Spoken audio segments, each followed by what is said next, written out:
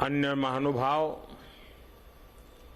और देश के अलग अलग राज्यों से आए मेरे सभी आदिवासी भाई और बहनों, आप सभी को आदि महोत्सव की बहुत बहुत शुभकामनाएं। आजादी के अमृत महोत्सव में आदि महोत्सव देश की आदि विरासत की भव्य प्रस्तुति कर रहा है। अभी मुझे मौका मिला देश की आदिवासी परंपरा की इस गौरवशाली झांकी को देखने का। तरह तरह के रस, तरह तरह के रंग, इतनी खूबसूरत पोशाकें, इतनी गौरवमयी परंपराएं, भिन्न भिन्न कलाएं, भिन्न भिन्न कलाकृतियां, भांति भांति के स्वाद, तरह तरह का संगीत, ऐसा लग रहा है जैसे भारत की अनेकता, उसकी भव्यता कंधे से कंधा मिलाकर एक साथ खड़ी हो गई है। ये भारत के उस अनंत आकाश की तरह है जिसने उसकी विविधताएं इंद्रधनुष के रंगों की तरह उभर करके सामने आ जाती है। और इंद्रधनुष की एक और विशेषता भी है, ये अलग अलग रंग जब एक साथ मिलते हैं तो प्रकाश पुंज बनता है जो विश्व को दृष्टि भी देता है और दिशा भी देता है। ये अनंत विविधताएं जब एक भारत श्रेष्ठ भारत के सूत्र में पिरोती हैं, तब भारत का भव्य स्वरूप दुनिया के सामने आता है। तब भारत अपने सांस्कृतिक प्रकाश से विश्व का मार्गदर्शन करता है। ये आदि महोत्सव विविधता में एकता, हमारे उस सामर्थ्य को नई ऊंचाई दे रहा है। ये विकास और विरासत, विकास और विरासत के विचार को और अधिक जीवंत बना रहा है। मैं अपने आदिवासी भाई बहनों को और आदिवासी हितों के लिए काम करने वाली संस्थाओं को इस आयोजन के लिए बधाई देता हूं। साथियों, 21वीं सदी का भारत सबका साथ सबका विकास के मंत्र पर चल रहा है। जिससे पहले दूर सुदूर समझा जाता था, अब सरकार दिल्ली से चलकर उसके पास जाती है। जो पहले खुद को दूर सुदूर समझता था, अब सरकार उसे मुख्य धारा में ला रही है। बीते 8-9 वर्षों में आदिवासी समाज से जुड़े आदि महोत्सव जैसे कार्यक्रम देश के लिए एक अभियान बन गए हैं। कितने ही कार्यक्रमों का मैं खुद भी हिस्सा बनता हूं। ऐसा इसलिए क्योंकि आदिवासी समाज का हित मेरे लिए व्यक्तिगत रिश्तों और भावनाओं का विषय भी है। जब मैं राजनीतिक जीवन में नहीं था, एक सामाजिक कार्यकर्ता के रूप में, संगठन के कार्यकर्ता के रूप में काम करता था, तो मुझे अनेकों राज्यों में और उसमें भी हमारे जनजातीय समूह के बीच जाने का अवसर मिलता था। मैंने देश के कोने कोने में आदिवासी समाजों के साथ, आदिवासी परिवारों के साथ कितने ही सप्ताह बिताए हैं। मैंने आपकी परंपराओं को करीब से देखा भी है, उसे जिया भी है और इनसे बहुत कुछ सीखा भी है। गुजरात में भी उमरगाम से अंबाजी तक गुजरात की पूरी पूर्वी पट्टी, उस आदिवासी पट्टे में जीवन के अत्यंत महत्वपूर्ण वर्ष मेरे आदिवासी भाई बहनों की सेवा में लगाने का मुझे सौभाग्य मिला था। आदिवासियों की जीवन शैली ने मुझे देश के बारे में, हमारी परंपराओं के बारे में, हमारी विरासत के बारे में बहुत कुछ सिखाया है। इसलिए जब मैं आपके बीच आता हूं तो एक अलग ही तरह का अपनत्व मुझे फील होता है। आपके बीच अपनों से जुड़ने का एहसास होता है।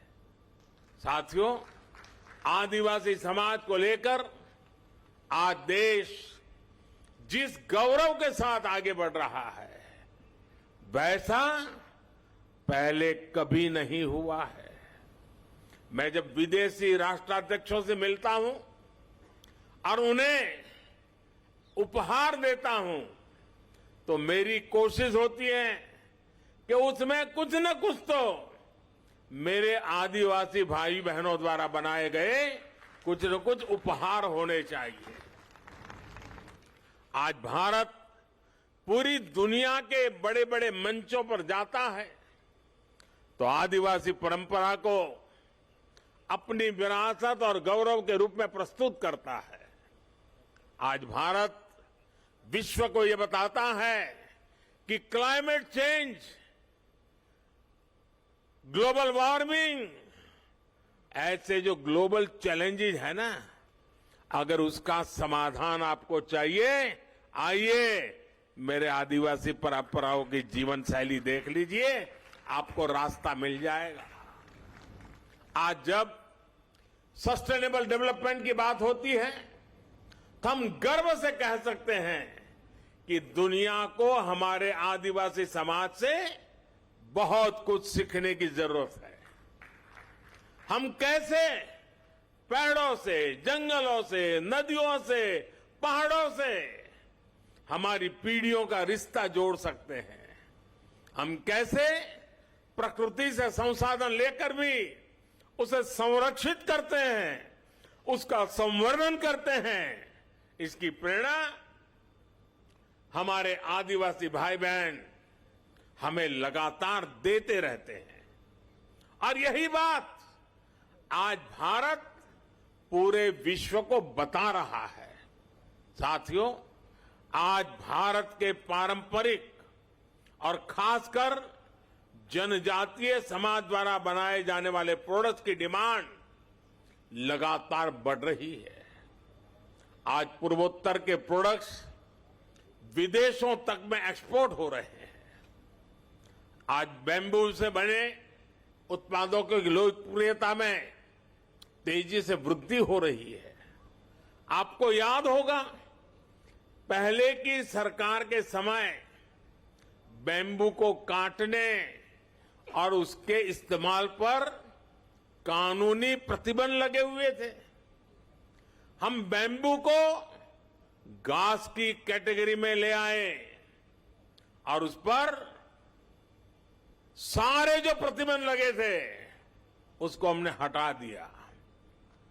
इससे बैम्बू प्रोडक्ट्स अब एक बड़ी इंडस्ट्री का हिस्सा बन रहे हैं।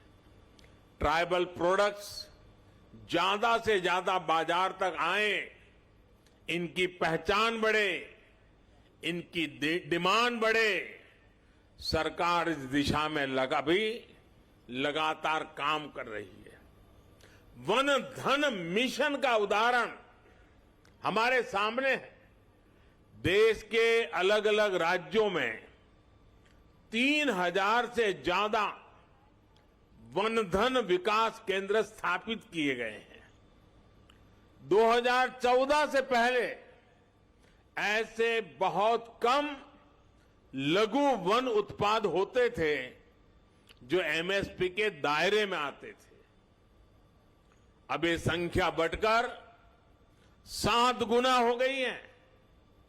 अब ऐसे करीब 90 लघु वन उत्पाद है जिन पर सरकार मिनिमम सपोर्ट प्राइस एमएसपी दे रही है। 50,000 से ज्यादा वनधन स्वयं सहायता समूह के जरिए लाखों जनजातीय लोगों को इसका लाभ हो रहा है। देश में जो स्वयं सहायता समूहों का एक बड़ा नेटवर्क तैयार हो रहा है, उसका भी फायदा आदिवासी समाज को हुआ है। 80 लाख से ज्यादा स्वयं सहायता समूह, सेल्फ हेल्प ग्रुप्स इस समय अलग अलग राज्यों में काम कर रहे हैं। इन समूहों में 1.25 करोड़ से ज्यादा ट्राइबल मेंबर्स हैं, उसमें भी हमारी माताएं बहनें हैं। इसका भी बड़ा लाभ आदिवासी महिलाओं को मिल रहा है। भाइयों और बहनों, आज सरकार का जोर जनजातीय आर्ट्स को प्रमोट करने, जनजातीय युवाओं के स्किल को बढ़ाने पर भी है। इस बार के बजट में पारंपरिक कारीगरों के लिए पीएम विश्वकर्मा योजना शुरू करने की घोषणा भी की गई है। पीएम विश्वकर्मा के तहत आपको आर्थिक सहायता दी जाएगी, स्किल ट्रेनिंग दी जाएगी, अपने प्रोडक्ट की मार्केटिंग के लिए सपोर्ट किया जाएगा। इसका बहुत बड़ा लाभ हमारी युवा पीढ़ी को होने वाला है। और साथियों, ये प्रयास केवल कुछ एक क्षेत्रों तक सीमित नहीं है। हमारे देश में सैकड़ों आदिवासी समुदाय हैं।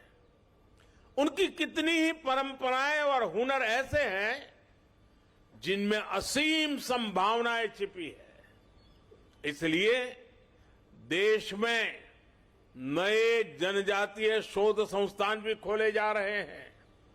इन प्रयासों से ट्राइबल युवाओं के लिए अपने ही क्षेत्रों में नए अवसर बन रहे हैं। साथियों, जब मैं 20 साल पहले गुजरात का मुख्यमंत्री बना था, तो मैंने वहां एक बात नोट की थी। वहां आदिवासी बेल्ट में जो भी स्कूल थे, इतना बड़ा आदिवासी समुदाय था, लेकिन पिछली सरकारों को आदिवासी क्षेत्रों में साइंस स्ट्रीम की स्कूलें बनाने में प्राथमिकता नहीं थी। अब सोचिए, जब आदिवासी बच्चा साइंस ही नहीं पढ़ेगा तो डॉक्टर इंजीनियर कैसे बनता? इस चुनौती का समाधान हमने उस पूरे बेल्ट में आदिवासी क्षेत्र के स्कूलों में साइंस की पढ़ाई का इंतजाम करके किया। आदिवासी बच्चे देश के किसी भी कोने में हो, उनकी शिक्षा, उनका भविष्य, ये मेरी प्राथमिकता है। आज देश में एकलव्य मॉडल आदिवासी विद्यालयों की संख्या में 5 गुना की वृद्धि हुई है। 2004 से 2014 के बीच 10 वर्षों में केवल 90 एकलव्य आदिवासी स्कूल खुले थे, लेकिन 2014 से 2022 तक इन 8 वर्षों में 500 से ज्यादा एकलव्य स्कूल स्वीकृत हुए हैं। वर्तमान में इनमें 400 से ज्यादा स्कूलों में पढ़ाई शुरू भी हो चुकी है। 1 लाख से ज्यादा जनजातीय छात्र छात्राएं इन नए स्कूलों में पढ़ाई भी करने लगे हैं। इस साल के बजट में ऐसे स्कूलों में करीब 40,000 से भी ज्यादा शिक्षकों और कर्मचारियों को भर्ती की भी घोषणा की गई है। अनुसूचित जनजाति के युवाओं को मिलने वाली स्कॉलरशिप में भी 2 गुने से ज्यादा की बढ़ोतरी की गई है। इसका लाभ 30 लाख विद्यार्थियों को मिल रहा है। साथियों, आदिवासी युवाओं को भाषा की बाधा के कारण बहुत दिक्कत का सामना करना पड़ता था। लेकिन नई राष्ट्रीय शिक्षा नीति में मातृभाषा में पढ़ाई के विकल्प को भी खोल दिए गए हैं। अब हमारे आदिवासी बच्चे, आदिवासी युवा अपनी भाषा में पढ़ सकेंगे, आगे बढ़ सकेंगे। साथियों, देश जब आखिरी पायदान पर खड़े व्यक्ति को अपनी प्राथमिकता देता है तो प्रगति के रास्ते अपने आप खुल जाते हैं। हमारी सरकार वंचितों को वरीयता यही मंत्र को लेकर देश विकास के लिए नए आयाम छू रहा है। सरकार जिन आकांक्षी ब्लॉक को विकसित करने का अभियान चला रही है, उसमें ज्यादातर आदिवासी बाहुल्य इलाके हैं। इस साल के बजट में अनुसूचित जनजातियों के लिए दिया जाने वाला बजट भी 2014 की तुलना में 5 गुना बढ़ा दिया गया है। आदिवासी क्षेत्रों में बेहतर आधुनिक इंफ्रास्ट्रक्चर बनाया जा रहा है। आधुनिक कनेक्टिविटी बढ़ने से पर्यटन और आय के अवसर भी बढ़ रहे हैं। देश के हजारों गांव जो कभी वामपंथी उग्रवाद से प्रभावित थे, उन्हें अब 4G कनेक्टिविटी से जोड़ा जा रहा है। यानी जो युवा अलग थलग होने के कारण अलगाववाद के जाल में फंस जाते थे, वो अब इंटरनेट और इंफ्रा के जरिए मुख्य धारा से कनेक्ट हो रहे हैं। ये सबका साथ, सबका विकास, सबका विश्वास और सबका प्रयास, इसकी वो मुख्य धारा है जो दूर सुदूर देश के हर नागरिक तक पहुंच रही है। ये आदि और आधुनिकता के संगम की वो आहट है जिस पर नए भारत की बुलंद इमारत खड़ी होगी। साथियों, बीते 8-9 वर्षों में आदिवासी समाज की यात्रा इस बदलाव की साक्षी रही है कि देश कैसे समानता और समरसता को प्राथमिकता दे रहा है। आजादी के बाद 75 वर्षों में पहली बार देश का नेतृत्व एक आदिवासी के हाथ में है। पहली बार एक आदिवासी महिला राष्ट्रपति जी के रूप में सर्वोच्च पद पर भारत का गौरव बढ़ा रही है। पहली बार आज देश में आदिवासी इतिहास को इतनी पहचान मिल रही है। हम सब जानते हैं कि देश की आजादी की लड़ाई में हमारे जनजातीय समाज के उनका कितना बड़ा योगदान रहा है, कितनी बड़ी भूमिका निभाई थी। लेकिन दशकों तक इतिहास के उन स्वर्णिम अध्यायों पर, वीर वीरांगनाओं के उन बलिदानों पर पर्दा डालने के प्रयास होते हैं। अब अमृत महोत्सव में देश ने अतीत के उन भूले बिसरे अध्यायों को देश के सामने लाने का बीड़ा उठाया है। पहली बार देश ने भगवान बिरसा मुंडा की जन्म जयंती पर जनजातीय गौरव दिवस मनाने की शुरुआत की है। पहली बार अलग अलग राज्यों में आदिवासी स्वतंत्रता सेनानी म्यूजियम खोले जा रहे हैं। पिछले साल ही मुझे झारखंड के रांची में भगवान बिरसा मुंडा को समर्पित म्यूजियम के लोकार्पण का अवसर मिला था। ये देश में पहली बार हो रहा है, लेकिन इसकी छाप आने वाली कई पीढ़ियों में दिखाई देगी। ये प्रेरणा देश को कई सदियों तक दिशा देगी। साथियों, हमें हमारे अतीत को सहेजना है, वर्तमान में करते हुए भावना को शिखर पर ले जाना है और भविष्य के सपनों को साकार करके ही रहना है। आदि महोत्सव जैसे आयोजन इस संकल्प को आगे बढ़ाने का एक मजबूत माध्यम है। हमें इसी एक अभियान के रूप में आगे बढ़ाना है। एक जन आंदोलन बनाना है। ऐसे आयोजन अलग अलग राज्यों में भी ज्यादा से ज्यादा होने चाहिए। साथियों, इस वर्ष पूरा विश्व भारत की पहल पर इंटरनेशनल मिलेट ईयर भी मना रहा है। मिलेट्स, जिसे हम आमतौर भाषा में मोटे अनाज के रूप में जानते हैं, और सदियों से हमारे स्वास्थ्य के मूल में ये मोटा अनाज था और हमारे आदिवासी भाई बहन के खान पान का वो प्रमुख हिस्सा हो रहा है। अब भारत ने ये मोटा अनाज, जो एक प्रकार से सुपर फूड है, इस सुपर फूड को श्री अन्न की पहचान दी है। जैसे श्री अन्न बाजरा, श्री अन्न ज्वार, श्री अन्न रागी, ऐसे कितने ही नाम हैं। यहां के महोत्सव के फूड स्टॉल पर भी हमें श्री अन्न का स्वाद और सुगंध देखने को मिल रही है। हमें आदिवासी क्षेत्रों के श्री अन्न का भी ज्यादा से ज्यादा प्रचार प्रसार करना है। इसमें लोगों को स्वास्थ्य का लाभ तो होगा ही, आदिवासी किसानों की आय भी बढ़ेगी। मुझे भरोसा है अपने इन प्रयासों से हम साथ मिलकर विकसित भारत के सपने को साकार करेंगे। और जब मैं आज मंत्रालय ने दिल्ली में इतना बड़ा आयोजन किया है, देश भर के हमारे आदिवासी भाई बहन अनेक विविधतापूर्ण चीजें बना करके यहां लाए हैं। खास करके खेत में उत्पादन उत्तम चीजें यहां लेकर के आए हैं।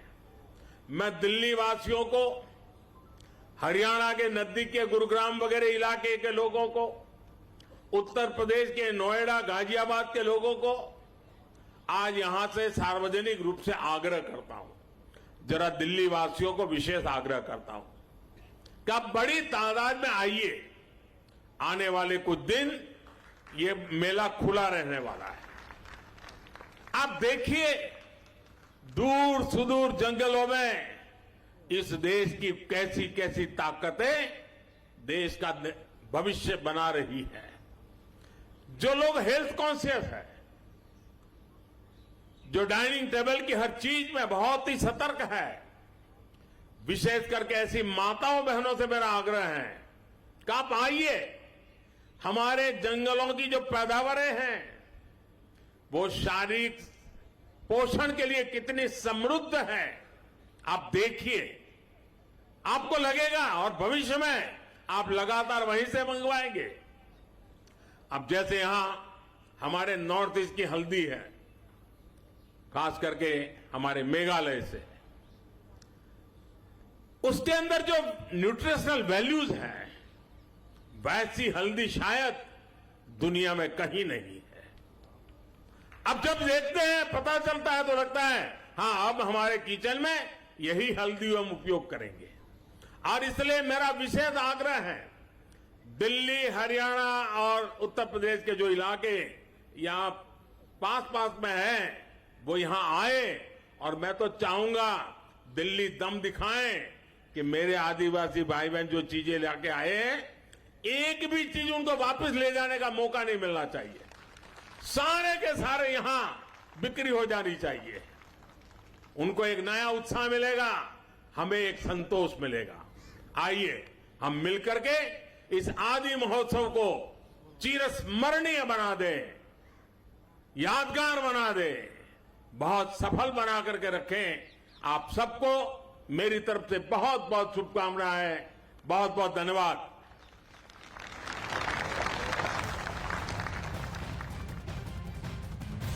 तो इस वक्त की बड़ी खबर हम आपको बता रहे हैं, पीएम मोदी ने आदिवासी समाज मेरे बेहद करीब है, ये बातें अपने संबोधन में कही है मेजर ध्यानचंद स्टेडियम में, जहां पर आदि महोत्सव का उद्घाटन पीएम मोदी ने किया।